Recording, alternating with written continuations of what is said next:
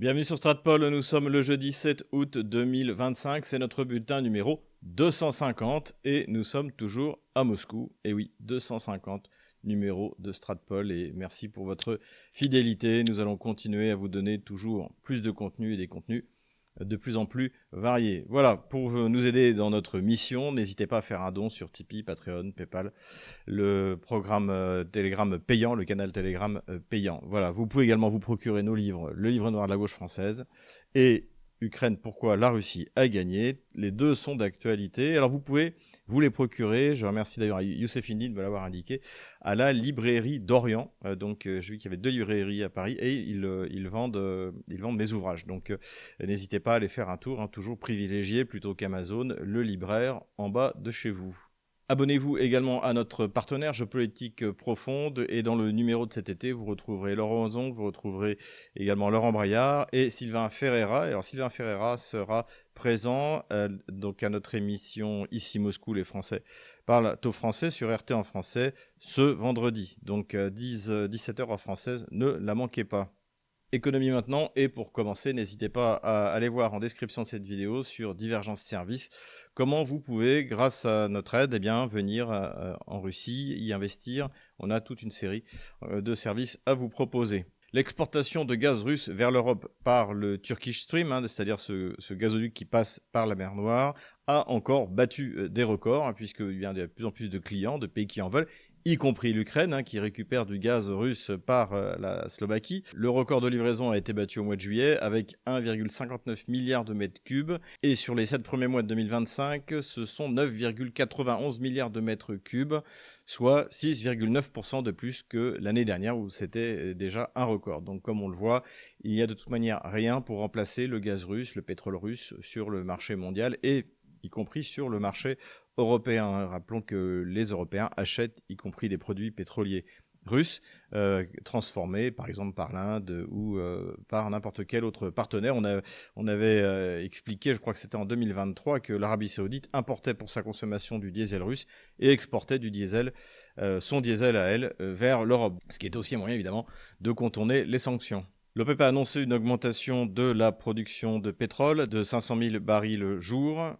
Alors évidemment, ça aura un impact sur le prix de vente du pétrole, donc un impact sur les revenus russes, mais ici on voit les choses plutôt avec sérénité dans la mesure où la Russie a des clients fidèles et fiables, et surtout ce n'est pas la Russie que ça embêtera le plus, ce sont les États-Unis, puisque comme on l'a plusieurs fois souligné, et nos sources encore une fois c'est la presse économique américaine, notamment Bloomberg, les producteurs de pétrole américains, de pétrole de schiste, s'inquiètent quand les prix sont trop bas, parce que l'extraction leur coûte plus cher. Donc si jamais les prix descendaient trop bas, eh bien ça forcerait la fermeture de plusieurs puits et donc une baisse de la production américaine et puis une augmentation des prix du pétrole, et c'est pas ce pourquoi Trump a été élu. Donc voilà, il n'y aura pas d'effondrement des prix du pétrole, personne n'en a besoin parmi les producteurs, y compris l'Arabie Saoudite qui a maintenant des grands projets de développement du pays hors hydrocarbures, mais pour ça évidemment il faut générer des revenus et le pétrole reste la principale source pour l'Arabie Saoudite. Rappelons encore une fois, en Russie, ça ne représente que 15% du PIB, mais évidemment 30% du budget et 45% des exportations. Voilà, on est toujours à peu près à ce niveau-là, plus, moins 2-3%. Mais on s'en tire généralement à ce niveau-là. Pétrole toujours, et Donald Trump a annoncé des taxes supplémentaires de 25% contre l'Inde sous prétexte que l'Inde voulait continuer à acheter du pétrole. Alors comme on l'a expliqué, pour l'Inde comme pour la Chine, ces livraisons de pétrole sont essentielles pour la stabilité de la production énergétique en Inde et en Chine. Donc évidemment, quand vous dirigez des pays de plus d'1 milliard d'habitants, vous ne pouvez pas vous permettre de jouer avec les sanctions. Ce que se permet un pays socialiste comme la France, c'est-à-dire de détruire une partie de l'économie pour mettre des sanctions contre un autre qui ne nous a rien fait, ou par idéologie décider d'augmenter les taxes sur le diesel pour faire plaisir aux écologistes. Et puis si les Français, si Nicolas qui paye n'est pas content, on se met à le triquer. On se souvient des gilets jaunes. Tout ça, c'est pas possible en Chine et c'est pas possible en Inde précisément, parce que ce sont des pays hyper peuplés et donc on ne peut pas jouer avec ça. Et ce qui est étonnant, j'en ai déjà parlé, notamment je crois dans mes bulletins, j'en ai parlé également dans mon livre Ukraine, pourquoi la Russie a gagné, c'est cette méconnaissance de ces données fondamentales par la classe dirigeante globaliste, notamment française. C'est comme s'ils vivaient dans un monde parallèle sans voir les obligations qui s'imposent à des États où la population dépasse, encore une fois, le milliard d'habitants. En tout cas, ces taxes de Donald Trump ont eu l'effet contraire que ce qu'il espérait sans doute, c'est-à-dire que tout le monde va continuer à acheter du gaz russe, notamment les pays des BRICS. Le président Lula l'a envoyé balader, ce qui donne d'ailleurs, qui confirme la bonne analyse de notre ami Nicolas Dolo, qui disait que quoi qu'il arrive, que ce soit le nationaliste Bolsonaro ou que ce soit le socialiste Lula, ces deux courants politiques défendront, quoi qu'il arrive, la souveraineté du Brésil. Et donc c'est ce qui se passe avec Lula, qui maintenant même en rajoute, qui parle ouvertement de la nécessité de sortir du dollar et qui n'a pas l'intention de plier, malgré, je crois, les 50% de taxes qui lui ont été mises. Ensuite, la Chine aussi a décidé de continuer à acheter du pétrole russe et de ne pas se faire dicter sa loi par Washington. Et le résultat de tout ça, finalement, c'est un resserrement des pays des BRICS. Et notamment, il va y avoir une visite pour la première fois depuis 7 ans du Premier ministre Modi en Chine, donc visiter le partenaire et en même temps rival chinois. Et d'ailleurs, ce que nous avions également analysé par la presse anglo-saxonne, c'est qu'en prenant ces sanctions contre l'Inde, Trump met un coin dans le bloc de la soi-disant Indo-Pacifique. Indo-Pacifique étant le terme qui a été inventé par Washington pour remplacer Asie-Pacifique, parce que l'idée, c'est de contrebalancer la Chine en utilisant l'Inde. Or là, c'est pas une bonne solution pour se faire ami-ami avec l'Inde de lui mettre de telles taxes. Donc c'est une mauvaise manœuvre, je pense, pour Donald Trump, et je ne suis pas le seul à le penser, même la presse américaine le dit ouvertement. Donc renforcement des liens entre les BRICS, et d'ailleurs simultanément à la déclaration de Donald Trump, le conseiller à la sécurité de Modi, donc le Premier ministre indien, s'est rendu à Moscou, et donc les échanges entre tous les pays des BRICS vont au contraire se renforcer, et là aussi on peut dire que c'est un échec de Donald Trump, puisque s'il veut que les pays des BRICS continuent à utiliser le dollar, eh bien, il faut qu'il arrête l'extraterritorialité de la justice américaine quand vous utilisez le dollar. Il faut arrêter de mettre des sanctions sur le SWIFT. Il faut arrêter de mettre des sanctions sur le dollar en lui-même. Vladimir Poutine l'avait dit. En soi, lui, il n'est pas contre utiliser le dollar, mais il ne peut pas. Dernière nouvelle économique qui nous a fait particulièrement plaisir. D'après des sources satellites, la Russie est en train de reconstruire l'aéroport de Donetsk. La partie du front la plus proche de Donetsk est à peu près à 35 km, donc ça met à l'abri de pas mal de tirs de roquettes ou de munitions d'artillerie. Il y a toujours évidemment des drones qui peuvent s'abattre, il y a toujours des missiles, mais ça coûte de plus en plus cher de tirer sur Donetsk. Évidemment que l'utilisation par des avions civils de cet aéroport n'est pas pour demain, mais ça veut dire que la Russie se prépare déjà à l'étape suivante qui sera obtenue une fois la victoire russe et la paix ramenée dans ces territoires. Donc. Et il faut rappeler la charge symbolique que représente cet aéroport, puisque s'y sont déroulés en 2014 des combats épiques entre les troupes kieviennes et la résistance du Donbass.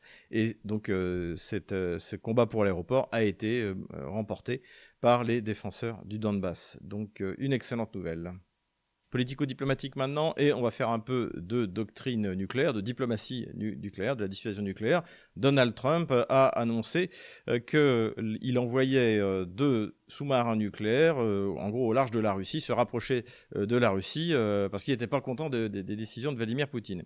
Alors, immédiatement, on peut le dire, d'ailleurs ça a été bien dit, il faut le dire, par le général Kempf, c'est du Trump. Ça ne veut absolument rien dire. Déjà, il y a normalement 14 sous-marins nucléaires, lanceurs d'engins américains, et en principe, la moitié doivent être en train de naviguer dans les eaux internationales. Je crois que d'après la doctrine américaine, en fait, c'est 6, donc 2 dans l'océan Pacifique, 2 en Méditerranée et 2 dans l'Atlantique. Je crois que c'est ça. Il y a déjà des sous-marins nucléaires au large de la Russie. Ensuite, ces sous-marins nucléaires, leur vecteur, c'est les missiles Trident 2 qui vont jusqu'à 11 000 km. Donc il n'y a aucun intérêt pour un sous-marin nucléaire lanceur d'engins de se rapprocher de la côte russe pour risquer de se faire détecter et détruire. Et au contraire, son intérêt est plutôt de rester largement au large des côtes russes. Donc voilà, c'est de l'agitation un peu à la Trump, donc pas d'inquiétude à avoir de ce côté-là. En revanche, on a eu le droit à toute une série de mensonges, ce qui est normal, vous me direz-vous, dans l'empire du mensonge, en disant que Vladimir Poutine, plusieurs fois, avait utilisé la menace nucléaire. Alors, je rappelle que c'est complètement faux pour 2 raisons principales. Je garde les raisons principales. La première, c'est que maintenant, depuis 2021, je crois que c'est en mars 2021, il y a une nouvelle doctrine de dissuasion non nucléaire russe. C'est-à-dire qu'avant que les Russes passent au nucléaire, ils passeront à l'hypersonique. en guise de dernier avertissement. Voilà. Et donc, ce qui est intéressant, au contraire, c'est l'annonce par Vladimir Poutine de la production en série de l'Oreshnik. Donc, l'hypersonique est un premier niveau de dissuasion que la Russie est seule à posséder et qu'elle n'a toujours pas utilisé, ni menacé d'utiliser contre l'Europe. Je parle les menaces, pas celles d'un journaliste ou voilà, de Vladimir Poutine ou de ses ministres. De la même manière qu'en 2023, lors de la réunion de Valdai, Vladimir Poutine a confirmé la doctrine de dissuasion nucléaire russe devant un des principaux stratèges russes, Karaganov, j'en avais parlé, d'ailleurs je l'avais interviewé, qui lui était pour une frappe préemptive nucléaire. Il avait notamment cité Varsovie. Et donc Vladimir Poutine a répondu que non, l'arme nucléaire russe ne serait utilisée que si l'État russe était en danger existentiel, ce qui est loin d'être le cas avec l'armée de bras cassés de l'OTAN, ou s'il y avait une attaque nucléaire sur le sol russe. Donc la dissuasion nucléaire russe, elle est affirmée, confirmée par Vladimir Poutine. Stratégie nucléaire toujours, Dmitri Peskov, le porte-parole du Kremlin, a annoncé que la Russie se retirait définitivement du traité de non-prolifération des armes à portée intermédiaire, c'est-à-dire les missiles de 500 à 5500 km. C'était Donald Trump en 2019 qui avait initié cette sortie, affirmant que comme les Russes avaient des missiles Iskander, donc qui avaient cette portée et qu'ils pouvaient les équiper d'ogives nucléaires, le traité n'était plus valable et puis surtout il voulait que la Chine en signe un également. Le retrait américain est devenu définitif sous Joe Biden et donc la Russie avait suspendu sa participation et c'est confirmé qu'elle n'y rentrera pas. Tout ça, bien sûr, s'inscrit dans le démantèlement de toutes les structures et des accords de négociation qui avaient été mis en place durant la guerre froide à partir de 1962 pour éviter l'escalade nucléaire. Donc ça avait commencé par l'interdiction des missiles antimissiles, ça avait été ensuite d'autres de limitation de nombre des ogives, des tas de traités, les traités START, etc. Donc tout ça était très, très positif. D'ailleurs, comme je dis souvent, nos grands-parents étaient plus sages que nous. Et tout ça a été démantelé il faut le dire, par les États-Unis. Le premier à avoir agi là-dessus, ça a été George Bush Jr. quand il est sorti du traité d'interdiction des missiles antimissiles. Politico-diplomatique encore, Vladimir Poutine a enchaîné une série de rencontres au sommet. Il a eu d'abord le chef d'État du Laos, évidemment un pays dont on ne parle pas beaucoup. Ensuite, il y a eu le sultan de Malaisie, Ibrahim, rencontre qui a montré la bonne entente entre la Russie et la Malaisie. Et ça rappelle que la Malaisie n'a jamais cru aux mensonges sur le MH17, comme quoi c'est la Russie qui aurait détruit le Boeing, donc qui appartenait à une de ses compagnies aériennes. Et au contraire, a souligné qu'il n'y avait aucune preuve que c'était les Russes. Donc ça, évidemment, dans le narratif occidental, ça a été un coin qui a été largement enfoncé. Hein. Tous les détails, je les ai racontés également dans ce livre. Le MH17, je l'ai appelé le père de tous les mensonges, puisqu'une fois que vous avez accepté délibérément de tuer 298 personnes pour forcer les pays européens à prendre des sanctions contre la Russie, évidemment que tout le reste devient possible. C'est comme faire exploser Nord Stream, les tuyaux Nord Stream. Une fois que vous avez tué encore une fois 298 personnes, plus rien ne peut vous arrêter. Donc ce qui montre bien encore une fois, c'est que la Malaisie a parfaitement compris de quel côté est le diable et que c'est pas du côté des Russes. Donc rencontre forte en symbole. Et puis la rencontre, on peut dire comme la rencontre principale qui a lieu au moment où je tourne cette vidéo, c'est celle du prince Al Zayed, désormais membre à part entière des BRICS et grand partenaire économique de la Russie, qui lui permet d'ailleurs largement de contourner les sanctions occidentales. Donc rencontre au sommet qui montre que la relation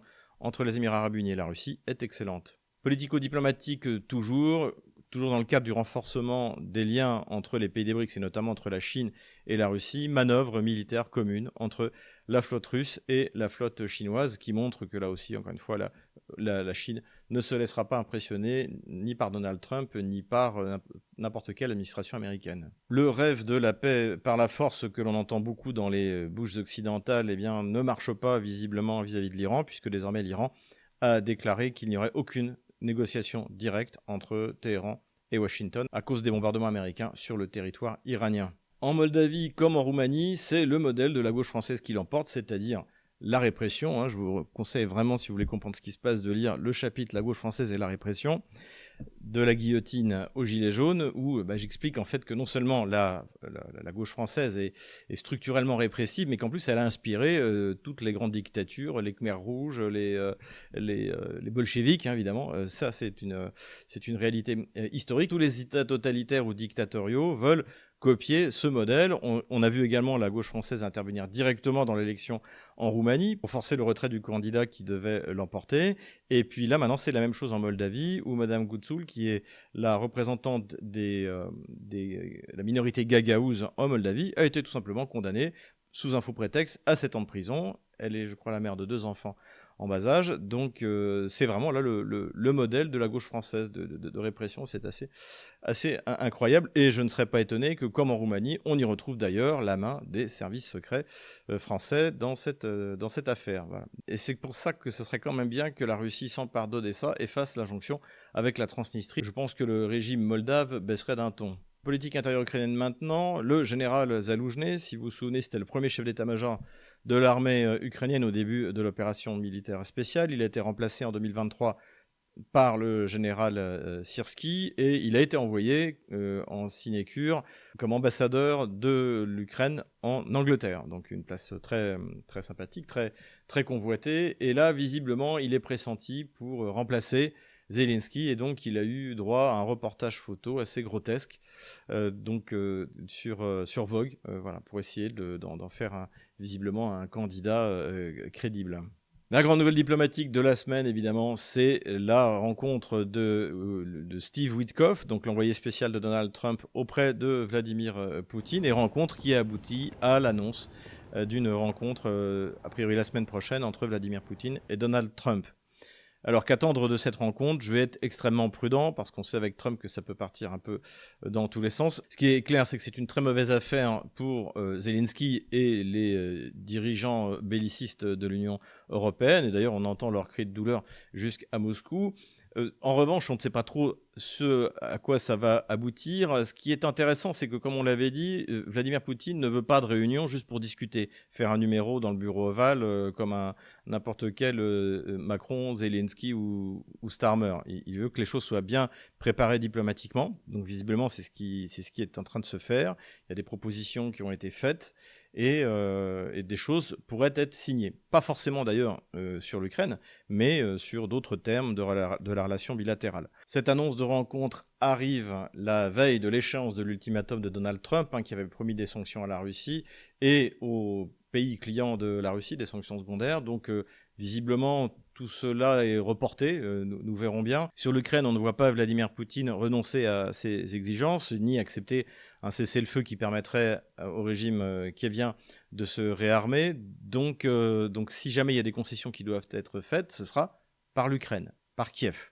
Là-dessus, mon attention a été attirée par une interview de Petr Pavel. Petr Pavel, c'est un ancien général de l'OTAN qui est devenu président de la Tchéquie, très russophobe, et qui pourtant a donné une interview dans laquelle il a dit, je cite, « Pour sauver l'État ukrainien, il faudra renoncer temporairement à des territoires. Il faudra faire des concessions territoriales temporaires. » Donc ça, je pense que c'est encore un narratif de la défaite. Les narratifs de la défaite, ça va être les Russes voulaient toute l'Ukraine, ils ont eu qu'un morceau.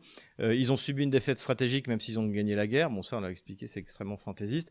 Et puis là, ce serait, l'Ukraine va abandonner les territoires que veut la Russie, mais c'est temporaire.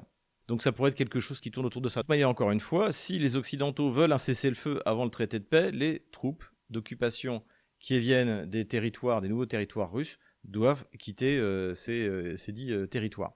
Ce qui est clair, c'est que la semaine prochaine sera riche en événements politico-diplomatiques. À suivre donc sur Stratpol. Terrorisme maintenant, le SVR, c'est l'équivalent de la DGSE en Russie, a annoncé, et nous ne sommes pas surpris, que le MI6, en utilisant des Ukrainiens, s'apprêtait à provoquer une catastrophe environnementale en s'emparant ou en faisant exploser un tanker donc russe de la fameuse flotte fantôme russe. Donc aujourd'hui, ces tankers sont devenus l'obsession des bellicistes occidentaux. On en avait parlé, il y a eu déjà des explosions bizarres qui se sont passées sur certains de ces tankers. Et en plus, Zelensky vient d'annoncer qu'il avait validé certaines opérations spéciales avec ses services secrets. Donc en fait, il s'agit évidemment des services anglais et l'objectif de détruire un bateau chargé de pétrole et de provoquer une marée noire quelque part, et me paraît une évidence. Je suis même étonné que ça n'ait pas déjà été fait. Voilà, jusqu'où les Russes accepteront ces actes terroristes par Ukraine interposée.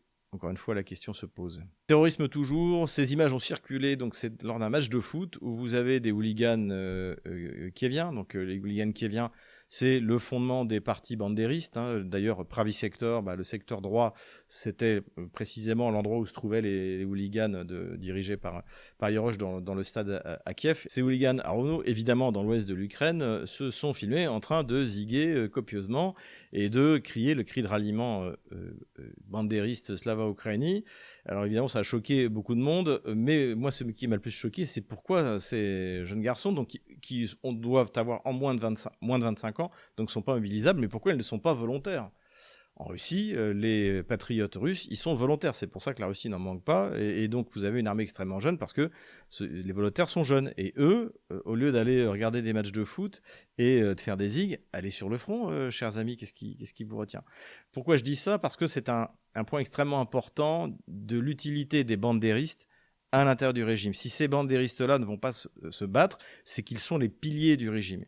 Ils sont là pour organiser la répression. Et c'est d'ailleurs, lorsque par exemple Azov fait des campagnes de publicité pour recruter, il ne s'agit pas de devenir un héros de guerre, il s'agit au contraire d'être préservé. Et comme on le voit, les unités Azov ou liées à Azov, elles ont le droit de se replier quand ça tourne au vinaigre et pas de se battre jusqu'à la dernière cartouche. On l'a vu à Avdiivka, ce sont des unités très peu combatives finalement. Ils sont très bien équipés, mais on les préserve parce que leur mission, elle est avant tout politique. Et donc cette jeunesse-là, bandériste, est préservée pour pouvoir être utilisée comme des unités de représailles, le cas échéant, contre la population civile. Alors maintenant, la Russie a mené plusieurs manœuvres maritimes, donc dans les différentes mers qui entourent le pays. Alors, ce qui est première chose importante à souligner, c'est que la Russie est un pays en guerre, mais qui est quand même capable de faire des manœuvres militaires pour les troupes qui ne sont pas concernées par cette guerre, puisque la marine russe n'est pas concernée en dehors des frégates lance-missiles. La deuxième chose, c'est que la Russie a montré qu'elle avait développé ses propres drones marins ou sous-marins, sur le modèle de ce qu'a mis en place l'OTAN, essentiellement les Britanniques, pour les opérations maritimes en mer Noire, par proxy ukrainien interposé. Donc là, on a vu effectivement que la Russie développait également ses propres drones. Armement toujours, les Russes ont commencé à utiliser massivement les Geran, c'est-à-dire les drones qui ont été copiés sur les Shahed iraniens, mais sauf que les Russes y ont mis un moteur à réaction et il est de plus en plus manœuvrant, de plus en plus rapide et il commence vraiment à poser un problème à la défense antiaérienne otano-kievienne qui en plus était déjà largement dépassée. À côté de ça, on a eu des statistiques tout à fait significatives puisqu'on est passé de 426 lancement de drones en juillet 2024 sur les arrières ukrainiens à 6297 en juillet 2025. Et ça ne va aller qu'en augmentant. Et là, évidemment, ça montre la supériorité russe dans ce domaine. Empire du mensonge maintenant, et je vais commencer par un petit gamelin, c'est notre gamelin Richou, donc qui est constructeur sur LCI, le général Gamelin-Richou, qui a sorti cette comparaison absurde parce que, comme on l'a dit la semaine dernière, Tchassov Yar est tombé et il a voulu relativiser cette défaite otano-kievienne en disant que là, mais ça a duré plus d'un an, les Russes n'avancent pas vite, regardez, Stalingrad, ça a été beaucoup plus rapide. Donc, comparer Stalingrad, qui était le Schwerpunkt, le point de d'effort principal de l'Allemagne à la fin de l'année 1942 et au début de l'année 1943, donc où tous les moyens possibles et inimaginables avaient été envoyés, pareil du côté russe, à une bataille sur une ville comme Tchassov Yar, qui finalement n'est qu'une bataille parmi tant d'autres qui se déroulent sur toute la ligne de front, selon ce que j'ai analysé comme étant la stratégie Broussilov. C'est totalement idiot. Mais bon, sur LCI, on n'est pas surpris. Empire du mensonge encore, et nous allons revenir sur les techniques de mensonge de l'Occident dégénéré. Alors c'est une technique qui a été utilisée au sujet du sida dans l'armée russe, puisqu'on a vu apparaître des gros titres comme quoi il y avait 2000% de plus de malades du sida dans l'armée russe, et c'était dû au rapport sexuel non protégé, c'était dû à l'utilisation des seringues, etc., etc. Et donc cette information a été reprise dans tous les médias, évidemment sur LCI, et c'est du grand n'importe quoi, et j'ai voulu remonter pour savoir d'où ça venait. Et j'ai découvert qu'en fait, la technique de mensonge est la même que celle qui a été utilisée par l'IFRI. Vous vous souvenez, on avait une analyse sur la pensée militaire qui était faite par Dominique Winnig, je crois, donc sur la pensée militaire russe. Et donc, dans cette analyse, il y avait des citations du magazine russe La Pensée russe, Russki Mysl. Ce qu'a fait Melato dans son exposé n'avait soit rien à voir avec l'article, soit l'article disait même le contraire. Donc, c'est une technique de mensonge que j'ai plusieurs fois relevée dans les médias otano-kieviens, et notamment dans les médias qui sont des médias en langue russe, mais financés par les fonds occidentaux. Et là, c'est exactement la même chose auquel on assiste. Donc, tout d'abord, l'origine de ce mensonge, c'est Carnegie Politica, donc, qui est un think tank néoconservateur, qui est animé par des liberalnais ou des gauchistes, si vous préférez, russes. Et donc, j'ai lu l'article en question et je suis allé voir toutes les références. Le premier type de référence, c'est qu'il s'autocite, c'est-à-dire qu'il cite des médias qui sont, par exemple, la Deutsche Welle, c'est-à-dire des médias qui sont des médias occidentaux, donc qui ne sont pas du tout des médias objectifs. Voilà. Et donc ça aussi, c'est une technique assez souvent utilisée, c'est-à-dire que Le Monde cite Le Figaro, qui cite Libération, ils se citent tous entre eux, mais finalement, quand on va chercher l'origine de l'information, c'est un mensonge. Et lui, il cite un fanzine russophone qui s'appelle Vertska, qui a été monté par une ancienne de Doge TV, donc c'était la télé financée par l'Union européenne, des télés en langue russe, qui maintenant émet de Vilnius. Donc c'est un média qui ne peut pas du tout être considéré comme une source objective. Vertska reproduit le système de mensonge de Carnegie Politica, c'est-à-dire en citant de la presse pro-OTAN, financée par l'OTAN, par l'UE, etc., tout ce que vous voulez. Donc pas fiable. Sauf un article qui est tiré d'une publication du service de santé des armées russes. Il concerne l'augmentation des cas de sida à Kherson, et la manière dont c'est expliqué donc, dans l'article de propagande en russe, c'est que en fait, à cause de l'armée russe, il y a une augmentation des cas de sida dans la région de Kherson. En gros, c'est ce qui laisse entendre. Donc je suis allé voir cet article du service de santé des armées russes, et en fait, c'est pas du tout ça. Ce qu'explique l'article, c'est qu'il y a un risque pour les soldats russes à cause du sida dans la région de Kherson. Pourquoi ? Parce que le système de santé ukrainien était bien moins performant que le système russe en matière de détection du sida, en matière de tests. Puisque d'après les chiffres officiels, dans la région de Kherson, en 2020 et 2021, il y a moins de 5% de la population qui a été testée. Contre, à l'époque en Russie, 25%. La Russie teste énormément. C'est aussi pour ça qu'elle détecte beaucoup plus de cas de sida, parce qu'elle teste beaucoup plus. Et donc c'est ça qui inquiète les médecins militaires russes, et notamment avec le mouvement de population qui a suivi le moment où la Russie s'est retirée de la rive droite de Kherson. Donc c'est de ça dont il est question. C'est de la faiblesse du système de santé ukrainien avant l'opération militaire spéciale. Et si vous vous souvenez, je vous en avais rappelé, je crois que c'était en 2023, je revenais du Donbass et j'avais pu en parler avec un médecin militaire russe, et je me plaignais en disant c'est vraiment pas normal que les contrôles à la frontière de ce qui était devenu des régions russes soient aussi stricts. Et il m'a expliqué pourquoi, je crois que j'en avais parlé dans le bulletin à l'époque, c'est qu'en fait, les Russes ont récupéré des données médicales des régions dont ils se sont emparés, et qu'ils ont découvert des maladies, comme dirait Dieudonné, du Moyen-Âge. Et qu'en fait, ils ont des listes de gens malades avec des maladies qui ne sont pas soignées, qui traînent ou qui ont été mal soignées. Et en fait, le contrôle qui est fait à la frontière entre les nouvelles régions et la Russie, eh bien, sont faits notamment, bon, évidemment, pour éviter les actes terroristes, les trafics d'armes, etc., mais également pour éviter que des maladies qui sont apparues dans une Ukraine tiers-mondisée, eh bien, se répandent en Russie. C'est ça, en fait, que confirme cet article, qui est utilisé de manière mensongère, de manière éhontée, par évidemment tous les médias occidentaux qui délibérément ne sont pas allés vérifier leurs sources.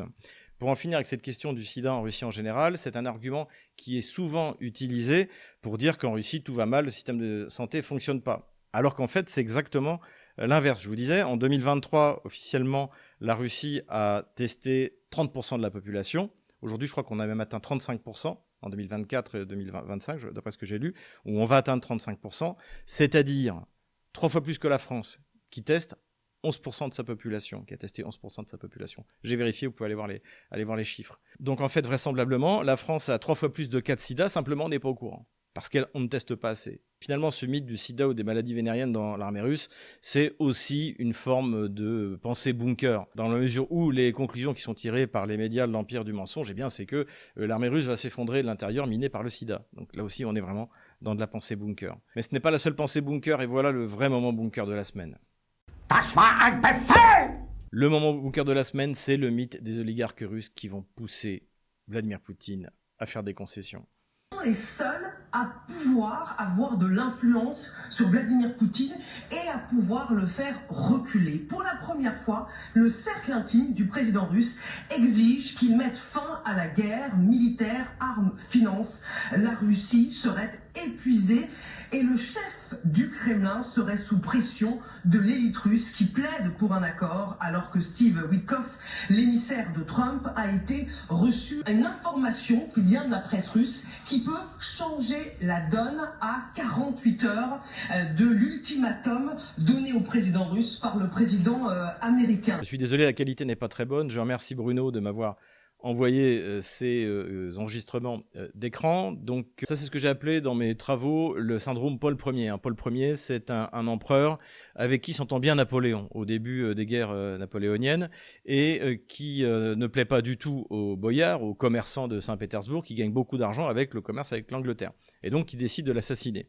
La légende voulait que l'ambassadeur d'Angleterre soit dans la pièce d'à côté. Bon, c'est faux, mais ça montre bien que, effectivement, l'idée, c'est que des gens qui ont intérêt à faire du commerce avec les Occidentaux vont vouloir soit tuer Poutine, soit le renverser, soit le pousser à capituler.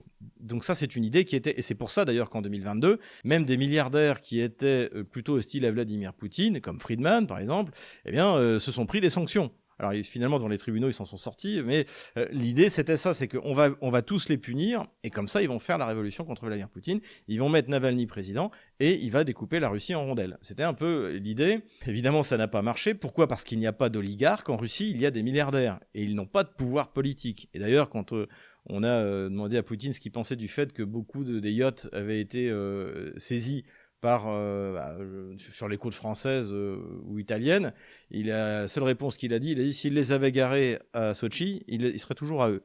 Donc les sanctions contre les milliardaires, puisqu'il n'y a pas d'oligarques, ont au contraire permis à Vladimir Poutine d'obtenir ce qu'il demandait depuis 25 ans, aux oligarques de venir réinvestir en Russie. Et c'est aussi pour ça qu'il y a beaucoup d'argent en Russie en ce moment. C'est parce que en fait, finalement, eh bien, ils se sentent plus en sécurité en Russie que dans les banques européennes. Dès que votre fortune commence à avoir une certaine taille critique. Donc là aussi, on est en plein dans la pensée bunker. Considération militaire générale, on a encore eu une information intéressante de députée du parti de Zelensky qu'on avait déjà cité, Madame Anna Skorokhod, qui a déclaré qu'en fait, il y avait eu 400 000 désertions dans l'armée ukrainienne. 400 000 désertions.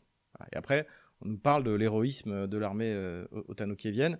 Il faut quand même pas pousser, et de la volonté de résistance de l'armée ukrainienne qui peut tenir quasiment indéfiniment contre Vladimir Poutine. Tout ça, c'est du grand n'importe quoi. Ce qui est intéressant aussi, c'est qu'une fois de plus, c'est des informations qui viennent des députés de la Rada. La semaine dernière, il y avait un député qui avait dit aussi que les soldats ukrainiens étaient traités comme des esclaves. Ça explique les 400 000 désertions, d'ailleurs.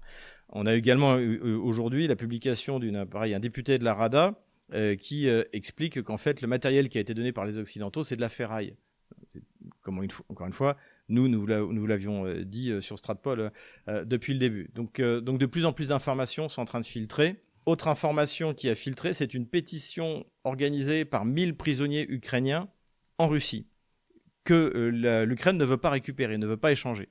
Alors on m'a posé la question de savoir pourquoi. Je pense qu'il y a deux raisons.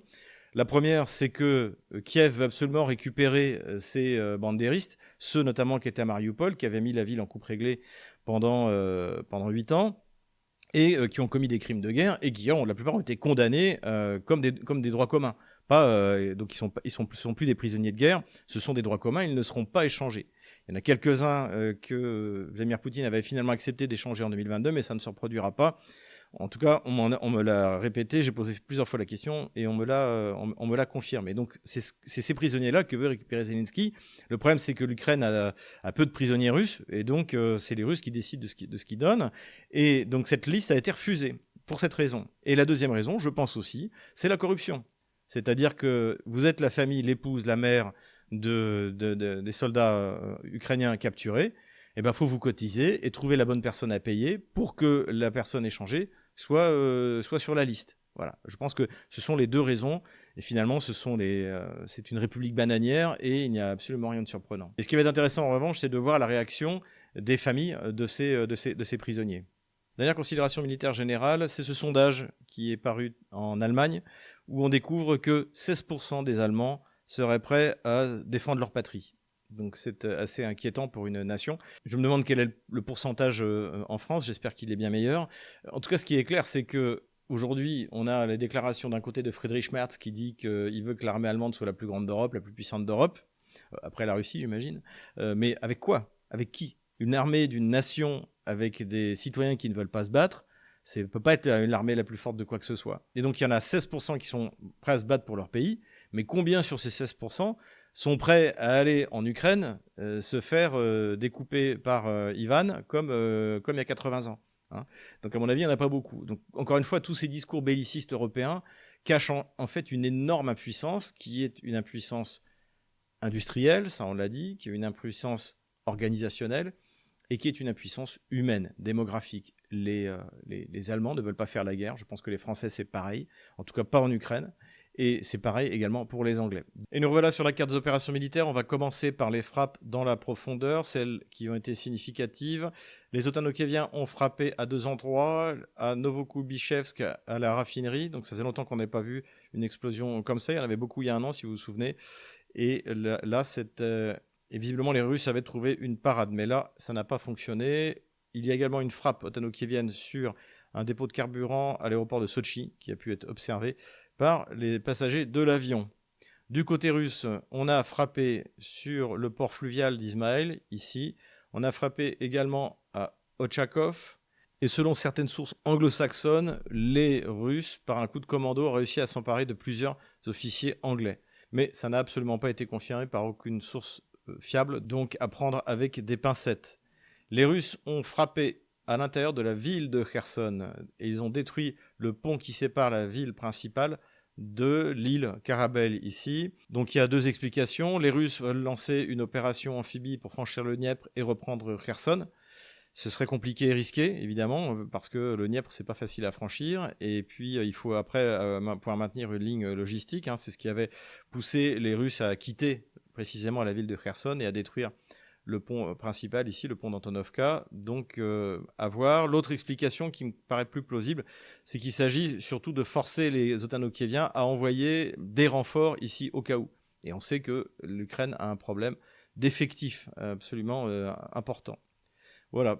Plus à l'ouest, il y a eu une contre-offensive otano-kievienne ici vers Kamianskoye, mais qui n'a rien donné. Les Russes renforcent leur position en direction de Zaporozhye et de Dniepopetrovsk. En voilà, ils se sont emparés de la localité ici, qui est dans la région de Dniepopetrovsk. Plus au nord, les affaires tournent très très mal pour les otano-kieviens dans la ville de Pakrovsk. Donc les Russes se sont emparés de cette localité-là, puis de celle-là, et donc de toute cette partie-là, et mènent des raids à l'intérieur de la partie qu'ils ne contrôlent pas encore à Pakrovsk. Au nord aussi, la pince se referme. Les Russes se sont quasiment emparés de Liman, ici. Ils se sont emparés de cette localité-là et ont commencé à pénétrer dans ces autres localités. On les voit qui s'avancent vers cet axe qui va à terme être coupé physiquement par les Russes et leur offrir encore une fois un espace opérationnel tout à fait intéressant. Les Russes sont en train de liquider le chaudron avec ce qui reste de troupes otano-kieviennes à l'intérieur. Ils sont rentrés dans Katerinovka. Ils sont également entrés dans la localité d'Alexandro-Shultino, qui est le dernier obstacle à partir de cet axe sur la route vers Konstantinovka. Plus au nord, du côté de Seversk, que j'ai mis à jour, mais en fait la localité était déjà prise depuis quelque temps par les Russes, donc la localité de Vyamka, ici. Au nord de la rivière Donetsk, les Russes ont également avancé dans le massif forestier et vraisemblablement ont créé un petit chaudron à cet endroit-là. Les Russes ont pour de bon cette fois libéré la ville de Torskoye et se sont même offert le luxe de passer de l'autre côté de la rivière Jerebet et de pénétrer à l'intérieur de Zarychnoye. Ils ont liquidé la résistance ukrainienne à l'intérieur de Kolodezi. Pour Belogorovka, je ne sais pas exactement ce qui s'y passe. On est toujours dans l'axe vers Liman et là aussi les Russes ont amélioré leur position plus à l'ouest en pénétrant à l'intérieur de la localité de Seredino, ici. J'enlève la ligne de front de la semaine dernière. Voilà où nous en sommes le jeudi 7 octobre 2025. Voilà, j'espère que cette vidéo vous a plu. N'hésitez pas à vous inscrire encore une fois sur tous nos réseaux sociaux, sur Twitter. Vous êtes de plus en plus nombreux à regarder le bulletin sur Twitter. C'est une très bonne chose, c'est en bonne qualité, mais c'est pas une raison pour pas s'inscrire. Et en plus, je suis très déçu parce que nos abonnés sur Telegram diminuent. on diminue alors qu'on augmente sur Twitter, on diminue sur Telegram. Il ne faut pas sacrifier un réseau pour un autre. Voilà, il faut on est à 73 000 abonnés sur Telegram, il faut qu'on monte à 75 000 et qu'on aille vers les 75 100 000. Donc envoyez le lien à vos amis. Il y a beaucoup de contenu, la plupart du contenu sur Telegram, c'est du contenu Stratpol. On reprend très peu, donc vous ne serez pas saturé par des informations que vous avez déjà reçues par 10 autres canaux. Le canal Stratpol est vraiment quelque chose d'unique. Voilà, je compte sur vous pour vous y inscrire. Et puis, n'hésitez pas également à prendre des cours de russe avec notre partenaire Logios et puis à vous rendre en Russie. Venez visiter ce pays fantastique. En tout cas, les nouvelles sur le front sont excellentes. Les nouvelles diplomatiques, n'en parlons pas. Et puis, les nouvelles économiques aussi sont bonnes. Donc, tenez bon, courage, on les aura.